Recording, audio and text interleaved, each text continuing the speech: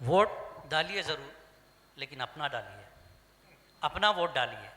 इस पर क्या कहेंगे? नहीं, ये तो एक बहुत बड़ी सियासत है कि अपना वोट डालिए।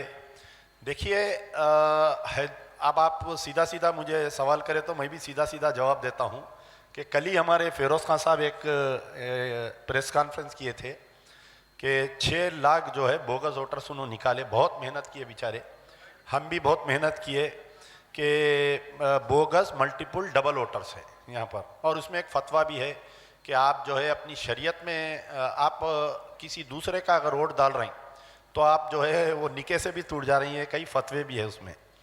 लेकिन आपकी मजबूरी इतनी है साहब कि पोलिंग का दिन आपके लिए जो है आमदनी का जरिया हो गया कि आपको आपके लीडर इतना हालत पे लाके ठहरा कर दिया वो खवातीन को कि एक वोट डालो अम्मा 5,000 लेके जाओ।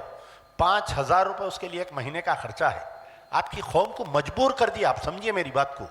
हमारा जो ड्राइवर है वो आंध्रा से उसका ताल्लुक है, उन्हें बोल रहा था साहब आप मेरे को छुट्टी दियो, आंध्रा में इलेक्शन है मैं जाता हूँ।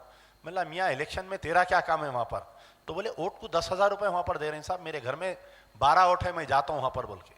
आपको मजबूर कर दे रहे हैं कि आपकी भूखमरी आपको यह हालत पे लाके खड़ा कर दिए ये पूरे पॉलिटिकल पार्टीज के। आपके जमीर को खरीद रहे हैं, आपके वोट को नहीं खरीद रहे हैं। आपको वो 10,000 रुपए देके 5 साल गुलाम बना दे रहे हैं। मैंने यही कहा था कि आप अपना वोट नहीं दे रहे हैं, अपने मुस्तकबिल को बर्बाद कर रहे हैं। आप ये तय कर रहे हैं कि मुझे 5 साल कैसे रहना है। क्या आप वो 10 से या 5,000 में गुजारा करना चाहते हैं, या फिर सरकार जो पॉलिसियां आपके लिए बनाती है, या आप वोट देकर उन्हें ये मजबूर करते हैं अक्सरियत देकर कि आप हमारे लिए ये पॉलिसी बनाइए।